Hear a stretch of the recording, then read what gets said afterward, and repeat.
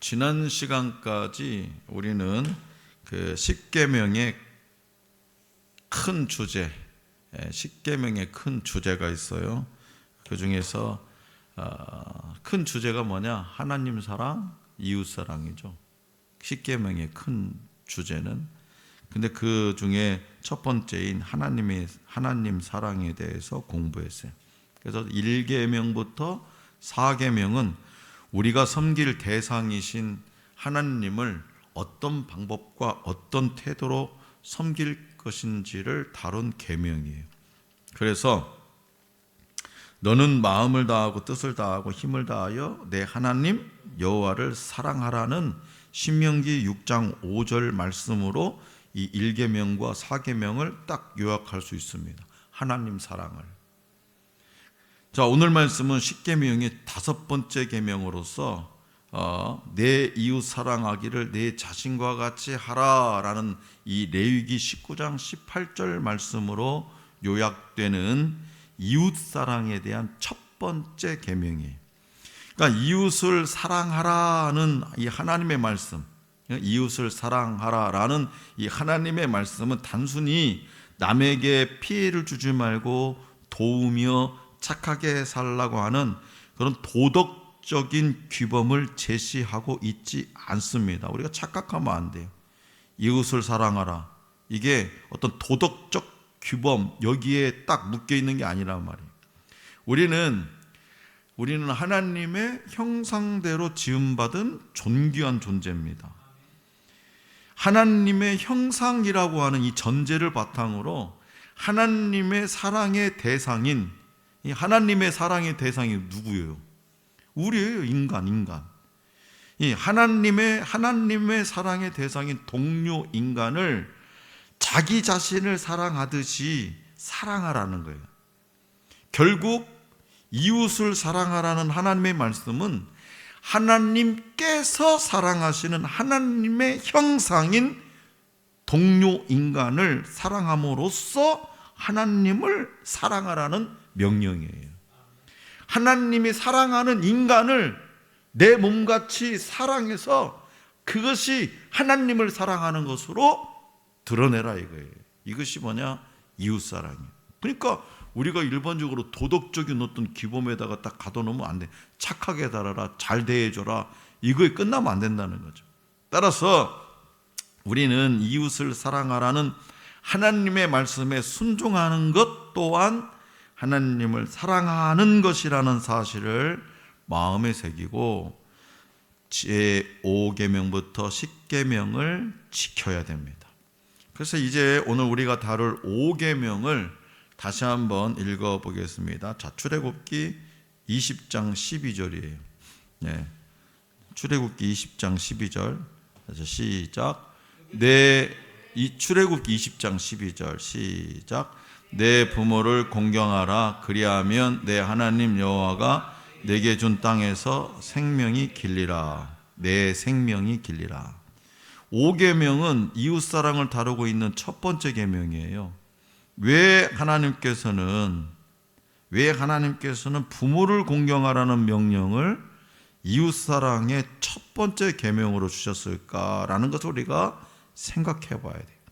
5계명부터 10계명까지는 이웃사랑 계명인데 그 이웃사랑 계명 중에서 첫 번째를 부모를 공경하라. 왜 그랬을까? 그것은 부모와 자녀의 관계가 모든 인간관계의 기본이고요. 또 이 가정이 이 땅에 구현된 하나님 나라인 교회의 기본 단위이기 때문에 그렇습니다. 자, 그리고 순종하면 뭐 해주시기 때요? 순종하면 복을 주신다는 복을. 복을 주시는데 심지어 그 복의 내용이 아주 구체적이에요. 어떤 복이냐? 생명이 길리라. 다시 말해서 장수, 오래 사는 복, 장수의 복을 주시겠다는 거예요. 장수의 복을. 왜 하나님께서는 이 명령에 대해서 복을 약속하고 계실까? 하이델베르크 요리문답을 통해서 함께 살펴보도록 하겠습니다. 자, 오늘 우리가 공부할 하이델베르크 요리문답 제39주일은 모든 인간 사랑에 관한 첫 번째 계명인 5계명에 대해서 어떻게 해석하고 가르치고 있을까요? 104 문답을 우리가 함께 읽어보겠습니다. 우리 교회 주보를 참고해 주시기 바랍니다. 제가 문제, 여러분들은 답. 제104문 제5계명에서 하나님께서 원하시는 것은 무엇입니까?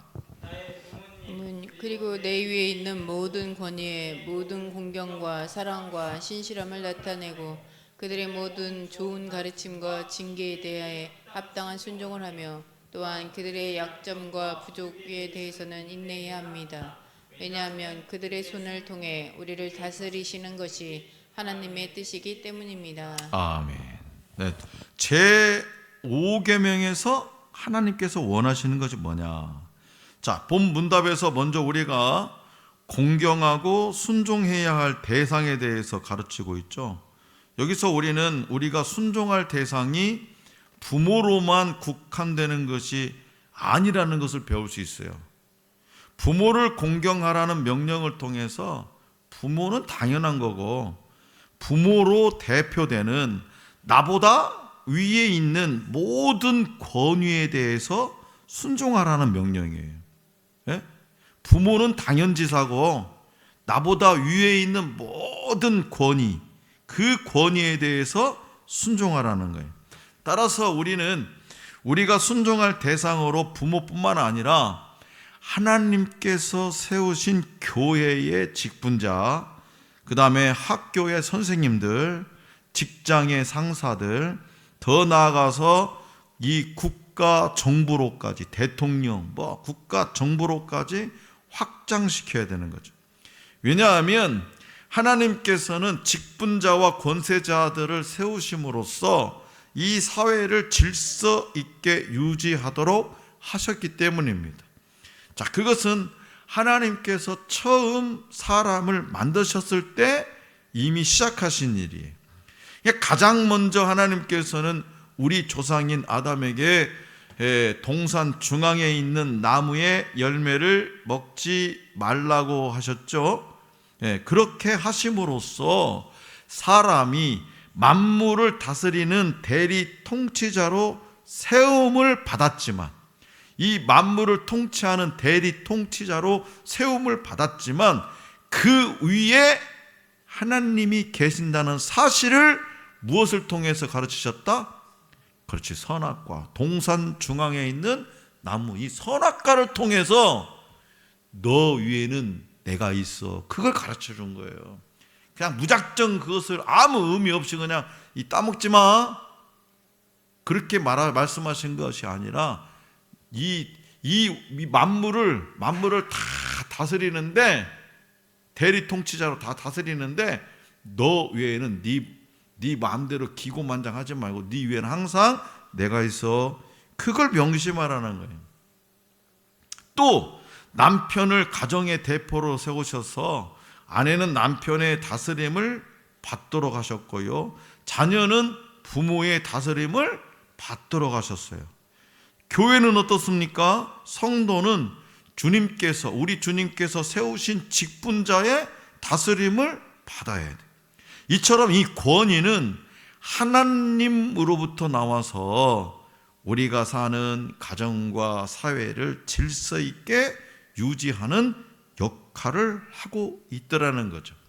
따라서 우리는 이 모든 권위 중 우리가 태어나서 가장 먼저 만나게 되는 부모의 권위에 순종해야 돼요. 가장 우리가 태어나면 먼저 만나는 권위가 어떤 권위냐? 부모라는 권위예요. 그 부모의 권위는 누구에서 나왔다? 하나님으로부터 나왔다라는 거예요. 어릴 때 부모님께 순종하지 않는 사람은 가정을 벗어나서 만나는 다른 권위에 불순종하기 때문에 부모의 훈계에 순종하도록 자녀들을 가르치는 것은 너무나 중요한 일이다. 오늘날 이 권위가 무너진 것을 너무 쉽게 접할 수 있죠. 자녀는 부모에게 불순종하고, 학생은 자신을 가르치는 교사에게 불순종합니다. 그래서 이례적으로 올해는요, 이 막 서울 어디예요? 거기에 광장에 선생님들이 나와가지고 지금 막 교권이 무너졌다고, 교권을 회복해달라고 그러고 있잖아요. 이 권위가 무너졌어요. 선생님에 대한 권위가 무너졌어요. 그냥 순종하지 않는 것이 아니라 어떻게 대들기까지 하죠. 막 아니, 선생님들 멱살도 잡고 하잖아요. 막 여자 선생님들은 막 아예 그냥 쌈박질하고. 공권력의 정당한 행사에도 폭력으로 맞서는 사람들을 많이 볼 수가 있습니다. 공권력도 권위가 저항의 대상이자 경멸의 대상으로 전락해버린 세상에서 우리는 살고 있더라는 거죠. 자, 왜 이런 일들이 일어나냐? 그것은 바로 태어나서 가장 먼저 만나는 부모의 권위에 순종하는 법을 배우지 못했기 때문에, 이게 가장 근본적인 거예요. 부모의 권위에 순종하지 못했기 때문에 밖에 나가서도 불순종하는 거예요. 따라서 부모는 자녀가 부모님께 순종하도록 가르쳐야 됩니다. 그리고 이 순종을 배우는 나이는 언제냐? 어릴수록 좋습니다. 그래서 우리나라 속담도 뭐예요? 3살 버릇 80까지 간다. 그러니까 3살 이전에 다 가져야 돼. 그 인간의 성장에 뭐라고 그래요? 유아교육 박사님, 4살 이전에 다 갖춰진다잖아요. 4살 이전에 한 인간의 그 형성의 인격이라든가 모든 것들은 4살 이전에 다 정립이 된다는 거예요. 그러니까 4살 이전에 모든 것을 다 가르쳐야 돼요. 왜 미운 7살이요? 미운 7살이라고 하잖아. 왜 미운 7살이요? 그때부터 말 안 듣기 시작한다는 거예요. 그때부터 불순종. 4살 이전에 순종의 법을 배운 아이는 미운 7살 안 합니다. 다 미운 7살이에요? 아니, 이 땅의 모든 7살이 다 미운 7살이야? 그렇지 않은 애들도 많잖아요. 그렇지 않은 이유는 뭐야? 순종의 법을 배웠어. 4살 이전에. 그게 다 정립이 돼 있어. 그러니까 미운 7살이 안 되는 거야. 근데 미운 7살이 되는 건 안 배운 거야. 안 배웠어요. 아이가 아직 어릴 때, 그래서 부모의 말에 귀를 기울일 때 순종을 배우도록 해야 돼. 다 커가지고 안 됩니다. 안 돼요.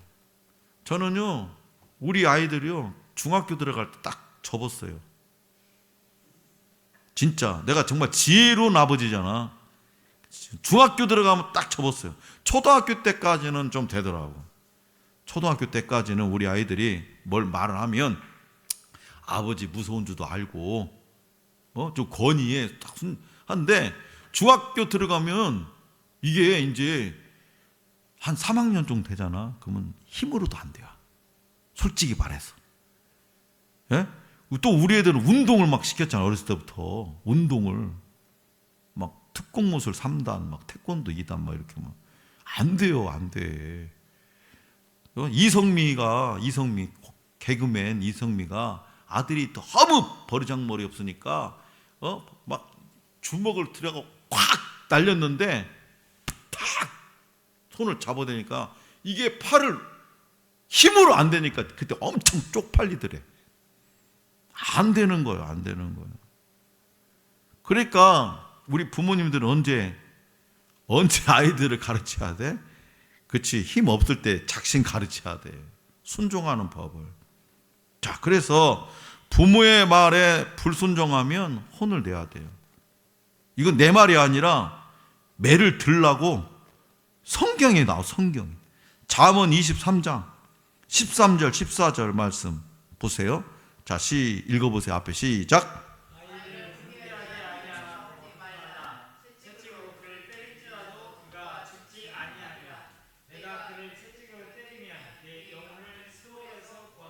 아멘. 때려도 죽지 않는데. 참 무섭죠. 하나님이 성경 말씀이. 네가 그를 채찍으로 때리면 그의 영혼을 스올 지옥에서 구원하리라. 물론 이 말씀은 자녀에게 매를 들어서라도 그 마음에 말씀을 각인시키라는 뜻이지만, 또한 부모가 자녀를 위해 매를 들면 그 자녀는 부모의 매보다 훨씬 무섭고 아픈 하나님의 매를 피할 수 있다는 사실을 우리는 알아야 돼. 부모가 매를 들면. 그래서 싱가포르는요, 아예 법적으로 마트에서 매를 팝니다. 회초리를. 싱가포르는요, 도로가 깨끗하잖아요. 껌 하나 버리면요, 벌금이 우리나라 도로는 10만 원입니다. 10만 원. 껌 하나 이렇게 탭 뱉으면, 담배꽁초 이런 거 버리면 그냥 10만 원이에요. 10만 원. 깨끗해요. 그리고 싱가포르는 회초리를 팔아요. 법적으로. 왜? 집에서 가정교육을 안 시키면 이 사회법에서 이 회초리보다도 더 엄한 형벌을 받는다고. 그런 나라예요. 자녀들은요, 그래서 부모님께 순종해야 돼. 자녀는 부모님의 훈계에 귀를 기울여야 돼요. 성경 말씀에 위배되지 않는 부모의 정당한 요구와 명령에 복종해야 돼요. 그래서 부모의 마음을 편안하게 해드려야 됩니다. 부모님이 노쇠해서 경제 생활을 영위할 수 없게 되면 자녀는 당연히 부모를 공봉양해야 돼. 우리를 이 땅에 존재하게 해준 부모님의 은혜에 감사하고 우리가 경제적으로 독립할 때까지 우리를 길러주신 것을 기억해야 돼요. 근데 자기가 힘 좀 생겼다고, 자기가 조금 이제 알바로 해서 먹고 살만 했다고 무시해. 또 부모를 공경하고 그분들의 가르침에 순종하는 것에서 권위에 대한 순종을 배우게 되고, 가정을 벗어나 직장과 국가 등에 부여된 질서에도 순종할 수 있다는 사실을 우리는 기억해야 됩니다. 자, 그렇다면 5계명은 우리 위에 존재하는 모든 권위에 대해서 맹목적으로 복종할 것을 요구하고 있을까요? 자, 하이델베르크 요리문답, 이 104문답은 그렇지 않다고 분명히 설명하고 있어요. 어떻게 할 수 있습니까? 보면 내용 중에 가운데 보면 그들의 모든 좋은 가르침과 징계에 대해 합당한 순종을 하며라고 말하고 있어요.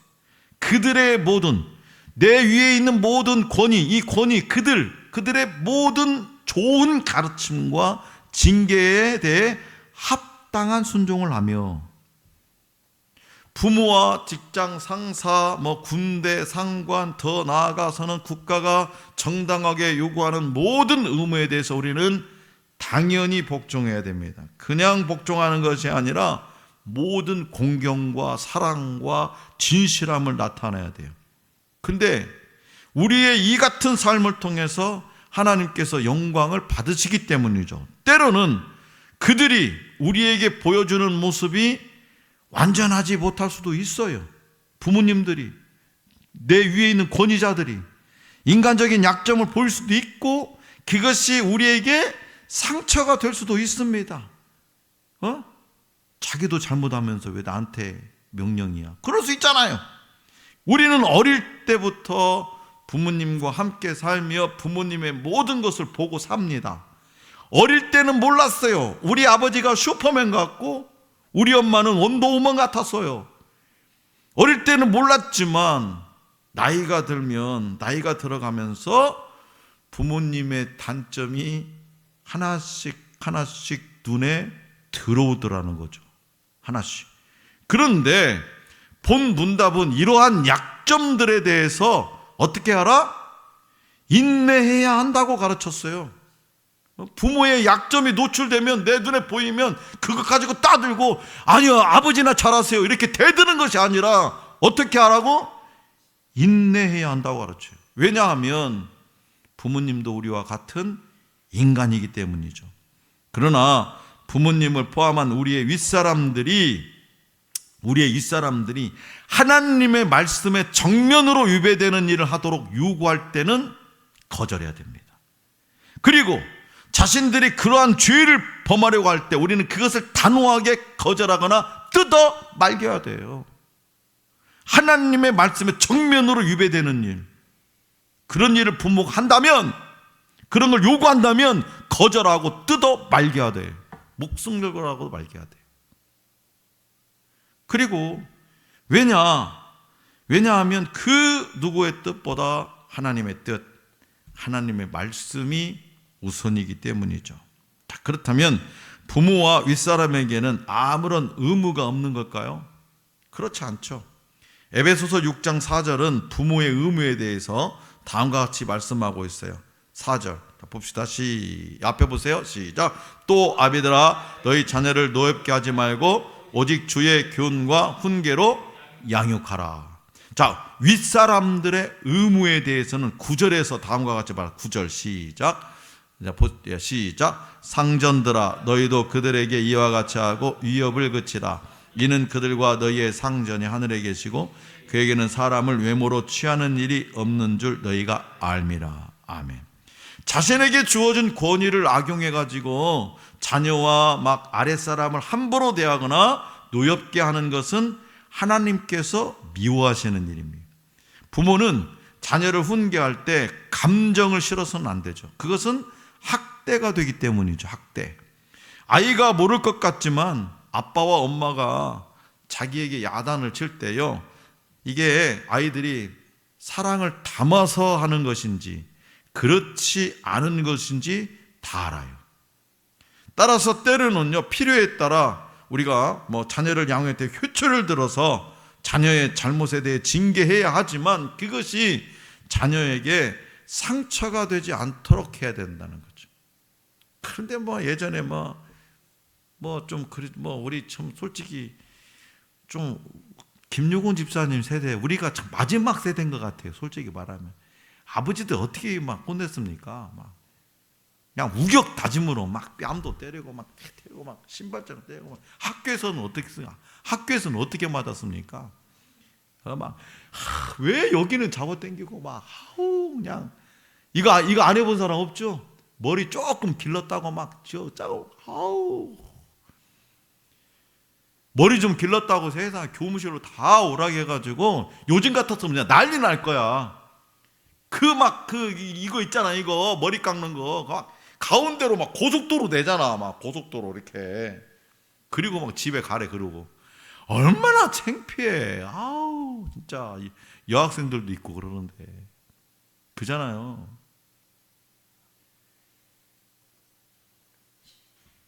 별일을 다 겪었잖아. 이렇게 상처가 돼서는 안 된다는 거예요. 자녀를 훈계해도. 자, 어떻게 해야 그렇게 훈육할 수 있을까? 어떻게 해야 훈육을 잘할 수 있냐? 주의 교훈과 훈계로 해야 돼. 성경에 답이 있어요. 그런데 단순히 말씀을 가지고 자녀를 가르치는 것만으로는 안 됩니다. 성경 말씀만 가지고 여기 있잖아. 부모는 자녀에게 어떻게 하면 하나님을 잘 섬길 수 있는지 자기 삶을 통해서 보여줘야 돼요. 자기 삶을 통해서. 단순히 주일에 교회에 나가서 예배를 잘 드리는 것이 아닙니다. 교회에서 모습과 가정에서 모습이 동일해야 되는 거죠. 교회에서는 거룩한 척, 신실한 척하고는 교회 문을 나서는 순간 하나님이 없다고 믿는 사람처럼 행동하는 사람이 얼마나 많습니까? 애들은 다 지켜보고 있다는 거지. 우리 애들은 자기 애들이 다 지켜보고 있어요. 교회에서 예배할 때는 세상에서 가장 하나님을 잘 섬기는 사람처럼 행동하지만 가정에서는 사회에서는 거짓과 가정에서 사회에서는 거짓과 술수와 방탕으로 점철된 삶을 사는 사람이 얼마나 많냐 이 말이에요. 교회에서는 막 헌신하고 봉사하고 집에 가서는 어이 밥상 왜 안 차려? 야 그릇 좀 갖고 와. 부모의 이런 모습에 자녀는 상처를 받는 거예요. 그래서 집을 떠나고 싶은 거예요. 집을 떠나고 싶어. 이꼴 저꼴 안 보고 싶은 거야. 그리고 이런 부모가 믿는 하나님을 부모의 모습과 동일시한다는 거죠. 그래서 신앙으로부터 멀어져 가는. 부디 우리의 자녀들에게 믿는 바와 사는 바가 일치하는 모습을 보여줘서 그들이 진노하지 않도록 주의 교훈과 훈계로 양육하시기 바랍니다. 부모를 제외한 윗사람들도 마찬가지예요. 그래서 늘 너그러운 마음으로 그들을 대하고 그들이 제공하는 노동에 합당한 임금을 지불해야 돼요. 오늘날은요, 소위 갑질이 비난받는 시대죠. 사실 갑과 을의 관계라는 것이 각 개인의 삶 속에서도 얼마든지 상대적으로 바뀔 수 있는 거죠. 내가 갑이고 을이면 때에 따라서는 내가 을이고 상대방이 갑일 수 있어요. 하지만 세상을 갑과 을의 이분법적인 관점으로 나눠놓고 갑을 비난하는 그런 시대에 우리는 살고 있다는 거죠. 힘없고 가진 것 없는 사람들의 범죄보다 가진 자들의 범죄가 더 많이 비난받고 미움받는 것이 현실입니다. 따라서 우리는 우리보다 위계상 아래에 있는 사람들, 우리가 고용한 종업원들, 부하 직원들을 사랑하고 아껴줘야 돼요. 그들이 일한 것에 대해서 정당한 보상을 해주고요, 그들이 자신의 힘없음에 대해서 서러움을 느끼고 우리의 대우에 불만을 품지 않도록 해야 되는 거죠. 그들이 우리가 믿는 하나님의 신실하심과 선하심에 대해서 의구심을 품지 않도록 해야 되는 거죠. 교회 다니면서 우리 회사 대표는 교회 다닌다는데 왜 이렇게 사는 건 저래요? 그런 의구심이 안 들어야 되죠. 그리고 이것을 기억해야 돼요. 우리의 상전이신 하나님께서 우리의 모든 것을 지켜보고 계시고 이 모든 일에 대해서 심판하실 겁니다. 그런데 5계명은 이 말씀을 잘 지켰을 때 받을 복이 약속되어 있어요. 그 복의 내용이 뭐냐? 출애굽기 20장 12절 말씀을 다시 한번 읽어보겠습니다. 자, 시작. 내 부모를 공경하라. 그리하면 내 하나님 여호와가 내게 준 땅에서 내 생명이 길리라. 아멘. 여기서 내게 준 땅이란 가나안 땅을 의미하죠. 가나안 땅은 이 세상을 대표하는 공간이에요. 죄악에 물든 땅입니다. 그런데 그 땅을 주신다는 거예요. 죄악에 물든 땅, 죄악에 물든 세상에 하나님의 나라를 건설한다는 거예요. 공평과 정의로 무장한 하나님의 통치가 온전히 이루어지는 공간, 따라서 신앙을 지키기가 대단히 힘이 듭니다. 세상의 가치가 물밀듯이 우리를 공격하죠. 세상의 즐거움이 우리의 눈을 유혹합니다. 이런 세상에서 신앙을 지키고 하나님 나라를 건설하려면 어떻게 해야 되냐? 바로 하나님의 은혜가 필요해요. 오늘 말씀에 약속된 장수의 복도 이런 맥락에서 이해해야 되는 거죠.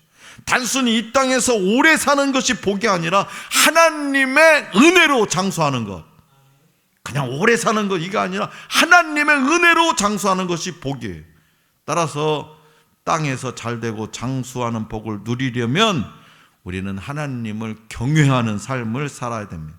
그렇다면 우리는 어떻게 하나님을 경외하는 삶을 살 수 있을까? 어떻게? 너무나도 당연한 이야기 뭐예요? 하나님의 말씀을 잘 듣고 순종해야 돼요.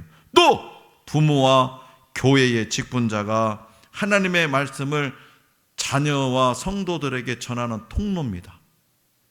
교회의 직분자, 부모님, 하나님의 말씀을 전달하는 통로예요. 그렇기 때문에 우리는 하나님을 경외하고 그분의 말씀에 순종하기 위해서 그 말씀의 통로로 쓰임받고 있는 우리의 부모님과 교회의 직분자에게 순종하고 그들을 존경해야 됩니다. 이것이 소돔 같은 땅, 광야와 같은 가나안과 같은 이 세상에서 우리의 믿음을 지키고 하나님 나라를 건설하며 살아가는 길입니다. 그렇게 하나님의 뜻에 순종하고 우리 위의 권위에 복종하며 살 때 하나님께서는 말씀에 약속된 대로 이 땅에서 우리가 잘 되고 장수하는 복을 주셔서 당신의 영광을 드러낼 것임을 믿으시기 바랍니다. 자, 사랑하는 성도 여러분, 오늘은 5계명에 대해서 생각해 봤어요. 눈에 보이는 부모, 직분자들, 윗사람에게 순종할 수 있어야 눈에 보이지 않는 하나님께 순종할 수 있습니다.